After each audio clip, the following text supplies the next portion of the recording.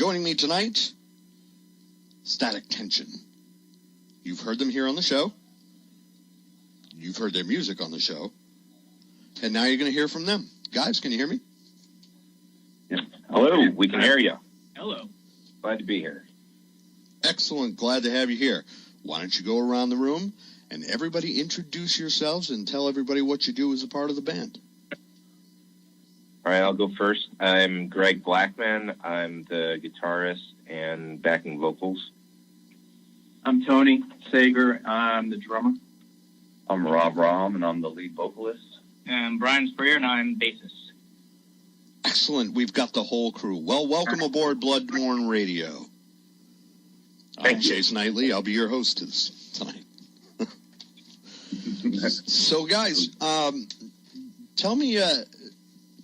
I was reading on Facebook, and we'll get right to the jump here because I know a lot of my listeners are kind of thinking the same thing. You have this sort of, and I don't really want to label it this, but you have this sort of grunge feel to you as far as the music goes. Has this benefited you, or has it hindered what you're trying to do?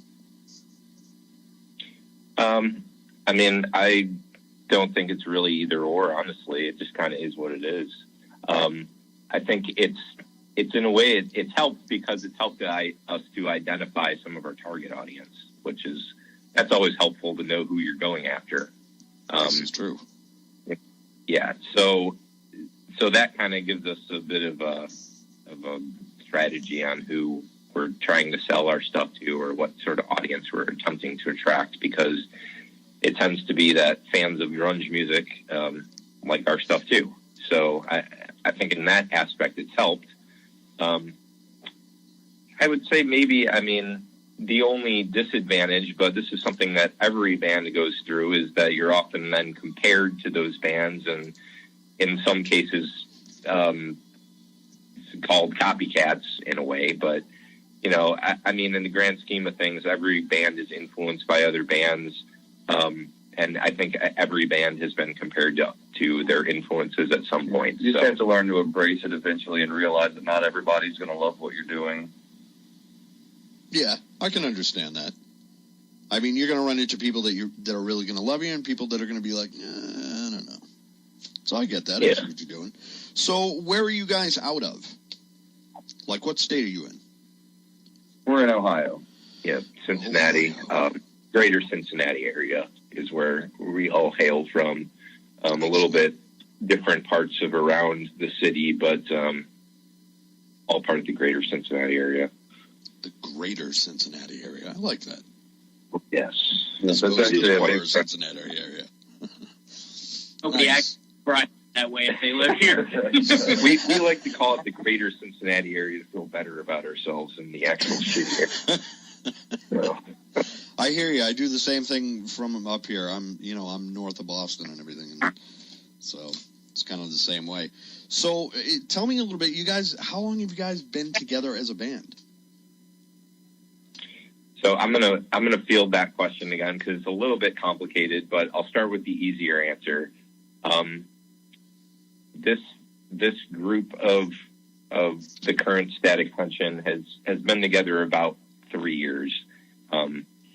Now the more complicated answer is that I had used the name previously many years ago, and then resurrected that name again to rebirth this creation of the band.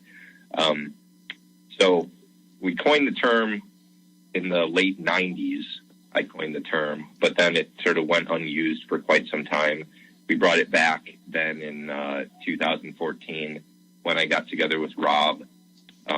Tony joined the band pretty shortly after that, and our bassist, we actually just had a change in lineup there. So our original bassist, Richie Pack, just left us here recently. So Brian has come on board as the newest member here in recent weeks. Wow, so he's like newbie, huh? Yeah, we're still giving him wedgies and noogies. So with Brian in it yet. I don't think there's anything you online. probably won't. They're going to There's one. There's a Tom Petty cover with Brian in it floating We're around. planning on doing like an And Justice for All type of mix where we just, don't even have him on the next record for a while. Good process, but nice. No, I joke, of course. I played with Brian in a previous band. We won't name. So he was a pretty logical choice, and he's actually helped us out with some other things with this band. He designed the cover art on our last EP. Yeah, I'm seeing that people like that bird. I'm getting a lot of comments about the bird, and that's actually a design from Brian before he joined the band. I'll be honest, I think that bird's pretty fucking cool. Yeah, there you go. So he's kind of always been a member. I'm thinking to some extent, helping us on the sidelines, doing some help with setups and carrying gear and roadie work and graphic design. He's and I played in a band with him before. He's filled in for me on a solo band that I did a few years back. So it's not the first time that we've played together. It's just the first. It's a recent development that he's come on board as a full team member here. Well, it's good. Now, individually, you guys have all been, I'm assuming, like in different bands and different projects and things like that. Oh, yeah, each one of us. I'm the singer. I've been probably in about 10 different bands, but they've all had about the same 3 people in them. So it's like let's break this one up and change that style, and then. All of us have had our own different things before we found this year together. Yeah, it's a small community, but it's pretty close-knit. Yeah. Nice. Wow. Tony, everything seems to be working well for you guys with this new lineup and everything. You guys getting it all sorted out and working out the kinks. That's good. So far, there haven't been too many fights and bloody noses, just a couple. Well, you know what? These things happen, though. Yeah, well, they're like growing pains. Right. Yeah, these guys are still at their way. Nice. So as long as we can pop up the blood and move on, it's all good. See, that's always the best part, though. I mean, as long as you can do that, you're in good shape. Anything else just gets messy after that. But if you have a good, solid group of guys like that, and especially if you're all coming from a place where you at least sort of know each other somehow beforehand, and you all come together, that I hear that helps a lot. I've never been in a band. I don't have any talent, so it's this is what I hear from other bands. I had never met Greg before I joined the band, and when me and him started this band, it was I told him a lot, like, I really need this to be a friendship, like we need to be able to have a chemistry together before we can expect to really put anything cool out there. So it was really important to me to make sure we were friends first. Well, I think that's pretty smart. I mean, I think everything's just gonna pull together easier if you do it that way. Because, I mean, if you've got people that you're always fighting with and everything, or even if it's just people you're not seeing eye to eye with, then it makes everything that much harder, and it doesn't need to be. Yeah. So, tell me, when are you coming out of the greater Cincinnati area? So far, tour? So far, we've done a bit of. I wouldn't call it a tour, but we've done shows regionally. So sort of trying to spread our wings to build a bit of a fan base, like outside of our own city, of course, but still within a comfort range that we're not really breaking the bank or, throwing caution to the wind to do anything too crazy. Because, I mean, we are all, family men, and we've got wives and kids to care for and jobs right now. So, that's just the reality of the situation. I think we'd love to get to the point that we could take it a step further, but we're just sort of proceeding with caution and trying to do things at the right time. I think out of all the bands, and I've been doing this for several years, I think out of all the bands that I've interviewed, that has got to be the smartest answer I've heard so far. Well, we've learned a little bit in our through our previous projects. And I always write better when I have food in my stomach and money in my pocket. It just makes more sense. It seems to work that way. Yeah. Well, I think a lot of, we're about just kind of being honest, too, with where we're at and not blowing smoke up people's asses, like to pretend we're this huge deal, because we're not. And I mean, honestly, the way the industry is nowadays, it's so hard to even get people out to a show, Yeah. So this is where we're at. We do pretty decently locally when we're hyping up a big CD release show or something like that. We've done some out of town things. We've gone to Cleveland, Louisville, Lexington, Indianapolis, stuff within the 2 to 4 hour trip of us. Right. And we've had some hit or miss things, which when we get a good show lined up with some other solid opening acts, it tends to go better. We've played some empty rooms too, so we're kind of trying to figure out the best strategy to get out there, but building our online fan base is kind of where we're focusing right now.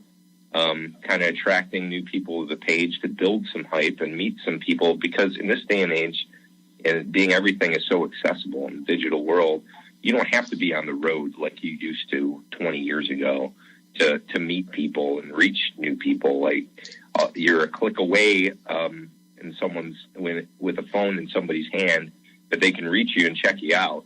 So I think that's kind of where we're focused right now. We're thinking about doing some Facebook Live videos, reaching some of these people that are further away from us so they can still see a live show, without us having to travel across the country to do that. And then, and we'll keep on doing that and releasing music and building the base. And then hopefully at some point it will make sense that we'll have enough people that, hey, it really looks like we have a demand to go here. Let's make a trip and make the show happen. So I think that's kind of where our head's at right now. Honestly, I have to be, I'll tell you very truthfully, I'm kind of like sitting here in awe, because the majority of the bands that I've had the ability to interview are all about the hype.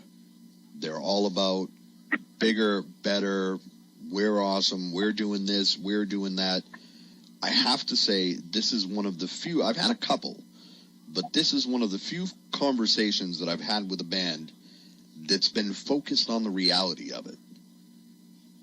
Yeah, I just want to sing a song to some people that like it, man, and there's nothing really more involved than that. Yeah, I've had a lot of my favorite singers sing me songs my whole life, and that was the most important thing to me, and that's what I've always wanted since I was a kid. So, I mean, we pretty much do everything ourselves. We recorded our records ourselves.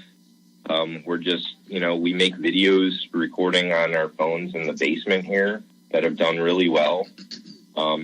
And people like it. So that's really what it's all about. It's not about the hype and the bullshit and pretending you're something you're not. It's about making a song that sounds good. And whether it's recorded on a phone or you're paying $100 an hour in a studio to get it down, I mean, ultimately, do you sound good or not? Do people like it or not? Are you doing something that people want to hear? Are you reaching the right people for what you're doing? And all that's the reality. I mean, me and Rob have done these little acoustic videos that have gotten several thousand views on all of them.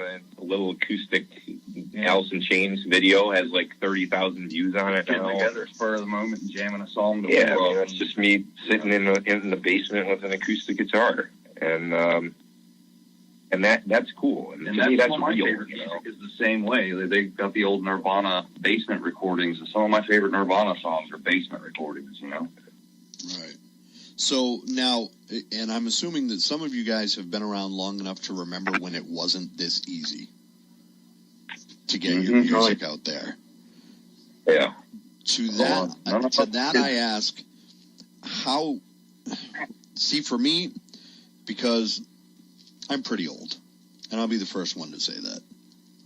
And the whole technological world, especially with social media today, it seems like social media is everything.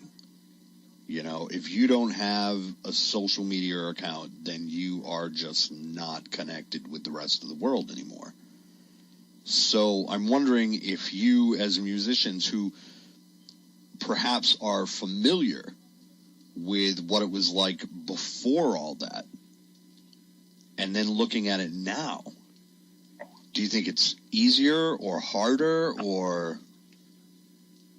I don't know, Chase. I'm honestly just trying to adapt as I go, and I've been picking things up, learning a little bit every day while I'm messing around with it. And I've had a Facebook account for years, and just recently decided that it's not really for my private use anymore. Like, I want to share it with everybody, so it's blowing up. And I've before all that, it was all, man, I hope the right person just happens to be at the show and hears us tonight. And the shot of that is like 1 in billions, It's like... Yeah. I don't know. I feel like it's a lot more accessible these days for us than it ever could have been in the past. But then again, like in the past, if you were a good band, there's so many bands these days that the market's oversaturated. So back then it was special if you were good, Yeah, now it's easy. It's easy to get out there, but it's also to get lost in a crowd of other people just like you. Yeah, see, and that's what I was kind of wondering about, because, I mean, and I think you made a good point about how back then when you did it, when you broke free from, we used to say when you broke out of the garage, and became something more than that, it took so much work and so much effort for that to happen. It was like so well deserved, and it really kind of meant something more, at least to me. And like I said, as an older guy, these are the kind of things I look at. Look, I've written a book, and I've put a couple of books out there and stuff like that. And I very quickly realized that any asshole with a keyboard and a computer can write a book. That's just the reality of it. But I'm seeing more and more in the music industry that now, especially because so much of it is synthesized and can be created by, computers and so on. Where's the soul in that? Well, and that's it, I mean, and kudos to those people that can make that kind of music too, because I have heard, I'll be honest, I have heard some single person bands, some single person artists that they're putting out phenomenal music. But the question then became, what happens if you go on tour? How do you do it? Where does it all come from? My thought on this is that I think that the industry has changed so rapidly is that honestly nobody knows what the fuck they're doing anymore or how it works. And I think that people are trying to figure it out. But nowadays there is no golden record label that's going to swoop you off your feet and put you on tour if you're good enough. It doesn't happen. And I don't even know if the majority of people realize that there's no light at the end of the tunnel. This is it. You're pretty much in it by yourself. And that's really the way of things anymore. So it's like we have the whole world at our fingertips through social media, through the internet. To get to. Yeah. But how do you reach it all? Because everything is so oversaturated. There's a million bands doing the same thing. And you're funding your own project. There's no benefactor helping you with this stuff.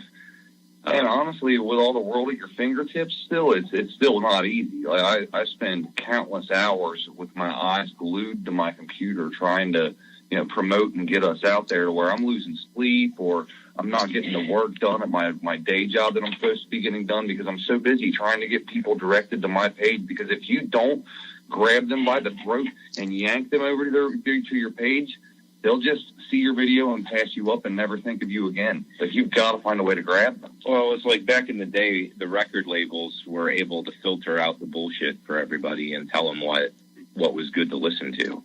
And now we don't have that anymore. So people are overwhelmed with all the options there are to listen to that I think they just pass everything up. Or they're still kind of clinging to the old way of doing things and waiting to be told for what's good and end up just not listening to much new music and listen to the same old stuff that they used to.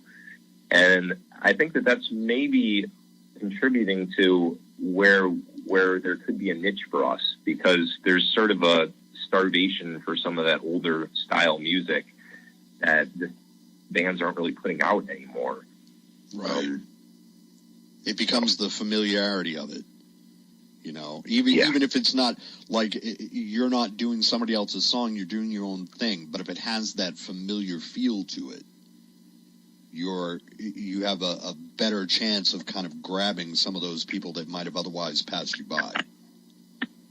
Yeah, and we're trying to go back to the days when things weren't overproduced and there wasn't a million tracks on everything and everything wasn't pristinely auto-tuned and all that, and it still had feeling. Just rock and roll, man. And I think that's important, and I think people miss it. I do. You know? But I'm an old bastard, you know. I'm one of those guys that it's like, you know, one of my very first, and I promised my boss I wouldn't tell this story anymore, but one of my favorite musical experiences was, God, I must have been, I don't know, maybe 11 years old. And we had a lake that we had a cabin on this lake up in New Hampshire that we used to go to every summer. And I remember I was just at that age. See, my brother was a couple of years older than me, and this was just around the time that the boom boxes started getting real popular and everything. So he had spent all his allowance and everything on this massive boom box. I think the thing was actually bigger than I was at the time. And I wanted so bad. I was like, oh, man, I want a boombox so bad. And I remember my mom was like, you know, you're kind of young for that, and especially going up the lake and everything like that. She goes, I tell you what. She goes, I've got this old tape recorder. And it was one of those old school 30-pound tape recorders that had one speaker, you know, and that was all it did was you popped a cassette in and that was it, you know. Man, I'm really fucking dating myself on this story. But anyways, so we went up to the cabin and you know, and she said, you know, you can have this, and if you can make it through the summer and not break this, then we'll talk about getting you a boombox. And she said, and I'll even take you down to, oh God, and kids, nobody is going to know what this is, but she took me to Record Town. I know what that is. See, there you go. Most of my listeners just turned around and went, what the hell is that? You know? Guess how old? Dude, I'm 35 years old, man. The singer of Static Tension, 35. Well, I got you beat, man. I'm 46, so. Not all that much further, man. 11 years ain't nothing. But so we went to Record Town, and and this is back when the walls of that place were covered in cassette tapes. And on another episode, I'll explain to my younger listeners what a cassette tape was. But for now, right? So they were all over the walls and everything. And she's like, I know it's going to be hard for you, but you can pick one cassette tape. I was like, oh, man. So not really knowing a lot about music, I ended up going by cover art. And what I finally, because I was a little sci-fi nerd. I mean, this was the time of Star Wars and stuff like that. Again, I'm like 11 years old and stuff like that. The very first album I picked out was Journey's Escape. And I picked it solely because of the album art. They had cool album art with that. Right. They were going through this time period where their album art was this really eccentric stuff and everything. It's really cool. But let me tell you, I spent that summer in a hammock with that tape recorder on my chest. And by the time that summer was over, that tape was no longer good. I had worn it out. And I've bought every Alice in Chains cassette probably 4 different times. I wore that thing out in my little Walkman while I did the dishes every night after dinner, man. Singing to where my mom's like, quit singing, I can't hear the TV. And I'm in there just belting. And that's probably where I started singing, was with the dishes. That was it. Oh, man, it was, you know, it was a simpler time, and I never wanted to be that guy that said back in my day, but God damn it, you know. Here we are. Well, it was a time that people could appreciate listening to a whole album and like actually had the attention span to sit down and listen to a whole album. And that was it. Move so fast these days that it's like there's not the same level of appreciation of opening up that new cassette when you get it, and spending the money that you earn to buy that cassette and spending time with it, listening to the album, reading the lyrics, reading every line in that little book, man. And just now, it's just about how many songs can I download off iTunes and skipping around all over the place, and it's just even. Yeah. It just made everything lose its value, I think. That was the time, and it's kind of different now with, the auto-tune and all that stuff, but that was the time that back then, even if it was only for a minute, we all wanted to be rock stars. Oh, yeah. Mm-hmm. Yeah. And Still do. Well, see, and that's it, But I love the fact that you guys, you have that mindset, but you've got a firm grip on reality, saying, look, this is what it is. We know that there's, 10 million bands out there that are all throwing their shit at you. We know that, But I love the fact that you guys are kind of going back to the roots of it. And I think it was Rob said it best, like, I just want to play a song and have a couple of people like it, That sums it up right there. I mean, that's like the best right there. You can affect somebody, then you won the game. Mm-hmm. I agree 100%. So, guys, what's yeah, and you are, because who was it that sent you my way? Was it Trish? I want to say. It was Stephanie Martin. That's right. It was Stephanie. A wonderful fan. Yeah. She listens to every single one of my shows, and she picks up on all this, even little innuendos that I throw out there and stuff like that. Oh yeah. So, and she actually had tagged me in a video that you guys posted. I think it was one of the acoustic videos that you guys were talking about. Yeah. And as soon as I saw it, I told her, okay, let's get him on the show, My boss and I had this talk before about how different it is now, and how there's like so much of it, and there's so much stuff for everybody to sift through. And he and I were talking about that it's our job as the radio DJs to sit here and literally sift through songs, because we get a lot of submissions. Sure. We get them from all over the world, and we literally, and for anybody that submits music to the station, to my show, for anything, just know that it may take me a couple of days, but I'm going to sit there and I'm going to listen to that song from beginning to end, and we do it all the time. I apologize for sending you one of our longest songs. No, that's fine. Hey, like I said, I enjoyed it, and if I hadn't, then you guys wouldn't be here on the show, But yeah, this is Yeah. Nice. We sent you our version of Thick as a Brick, so you'll be having a busy hour long. No, I'm just kidding. That's all right. That's, even at the daytime job, I got music going on and everything. But I don't, when it comes down to submissions and stuff that we have for the station, I don't do anything else. I will sit there and I will listen to the song. I will also be brutally honest. There have been songs that I do not make it all the way through. There is a reason for that. For example, this is Blood Borne Radio. This is rock, metal, goth, industrial, all along those lines. If you send me Pete's Polka Party,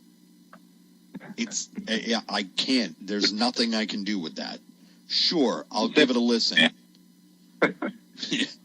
Yeah, I mean, I can't. There's nothing I can do with that. So, But all right, guys. So what's the next step? Do you have any shows lined up, or what are you doing? So we told ourselves that we weren't going to do any more shows this year because we really, really want to focus on the next record. And then we ended up agreeing to do a show. So we're doing one show. We're doing one show in December for one of our good friends is releasing an album, and he asked us to be on that show to support him. So we want to do that and help him out. But really our main focus right now is this next record. Probably in the meantime, like I mentioned, we may do some Facebook Live things. We may, we've been talking about even kind of promoting it as a show, to set up a Facebook Live feed here in the basement, to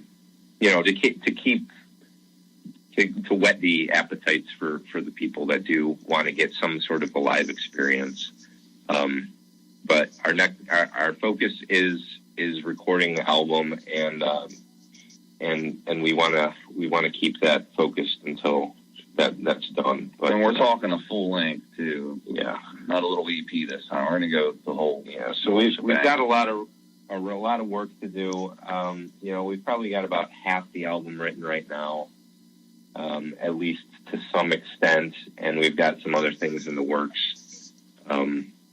But we'll be working on that for a while. Nice. Very cool. Now, if I was one of the listeners and I desperately wanted to get a hold of some Static Tension music, how would I go about doing that? StaticTension.net. That redirects to our Bandcamp page. So that's easiest to remember, StaticTension.net.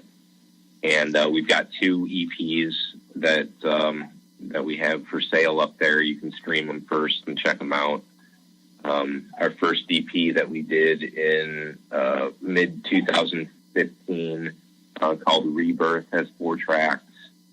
And then our more recent 6-track EP, Out of Reach, that we put out in January of this year. Very cool. Guys, I want to thank you so much for coming and hanging out with me for a little while. And I want to ask, I know you guys are working on another album and everything. When you start wrapping it up, when you're getting ready to put it out there, please come back. Oh, definitely, man. We'd love to. For sure. Come on back on the show, and we'll hope maybe we'll even have like an exclusive "You Heard It Here" first song and everything. I would love that, man. We'll throw you a first track and have it thrown on Blood Borne Radio for sure, man. We'd love that. That would be awesome. Guys, again, thank you so much for hanging out with me. I hope you come back really soon, and we are really looking forward to more. I'm personally looking forward to the Facebook videos. I kind of like those. It was pretty cool. Yeah, we got them coming. Yeah, we'll definitely keep doing that stuff in the interim. As we can. We like doing the covers. It keeps us sharp, and people like it too. So we'll keep those churning out for sure. Well, definitely. I'm looking forward to it. Awesome, guys. All right, guys. This has been Static Tension. I'm your host, Chase Knightley. You've been listening to Blood Borne Radio. I don't know what I'm going to play for music next, but whatever it is, I'm pretty sure you're going to like it. So we'll keep it going.